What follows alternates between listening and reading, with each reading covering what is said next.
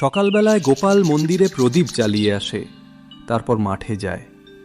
ও সংসারে মায়ের ছোঁয়া নেই, শুধু একমাত্র মেয়ে মায়া আর একখানা কাঁচা ঘর।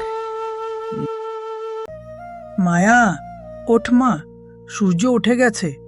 আজ ভাটির জমি দেখতে হবে, না হলে ধান পচে যাবে। বাবা, আজ তুমি না বলেছিলে একটু বিশ্রাম নেবে? কালও সারাদিন কাজ করলে। মাটি তো আমাদের জীবন রে মা, ওর সেবা করলে আমাদের জীবন চলবে। গোপাল বুঝতে পারে না ওর জীবনটা আসলে কেবল মাটির সঙ্গে নয়, ভাগ্যের সঙ্গেও লড়াই। গোপাল বাজারে ধান বিক্রি করতে এসেছে। এই ধান পুরনো, পোকা ধরেছে, 150 টাকায় নাও, না হলে রেখে দাও। না দাদা, এই ধান ভালো। আমি মাটি চষে ঘাম ঝরিয়ে এনেছি, একটু দাম বাড়ান না।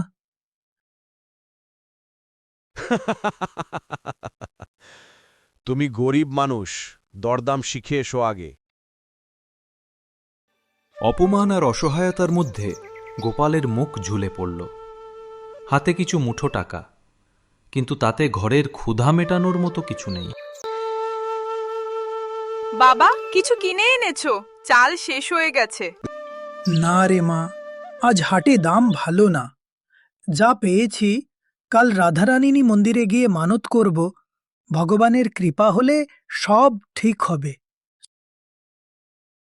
একটা ছোট্ট ঘর, কিন্তু তাতে বিশ্বাস আছে, আশা আছে, আর আছে পেটের খিদে, যা প্রতিদিন নতুন করে আঘাত দেয়।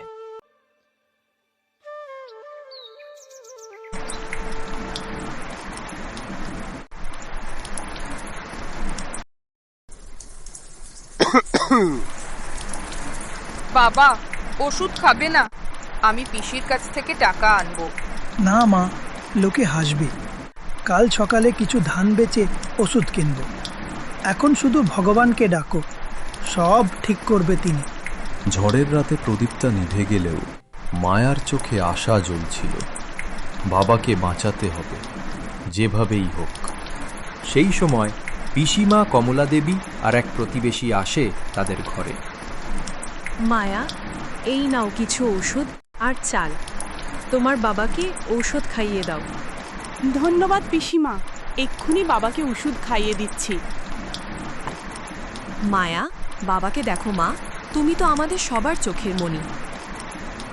এখন থেকে বাবাকে আর কাজ করতে দেব না, আমি মাঠে কাজ করব। প্রতিবেশীর এই সহানুভূতি একসময় মায়ার জীবন বদলে দেয়।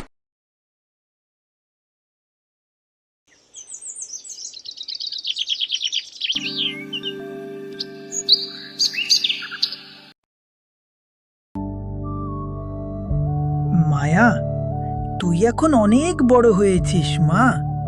তোর মায়ের আশীর্বাদ তোদের উপর আছে। আমি এখন শান্তিতে আছি। বাবা, আমি মন্দিরের স্কুলে পড়াচ্ছি এখন। তোমার ওষুধের খরচ আমি দেব। আমরা ভালো থাকব।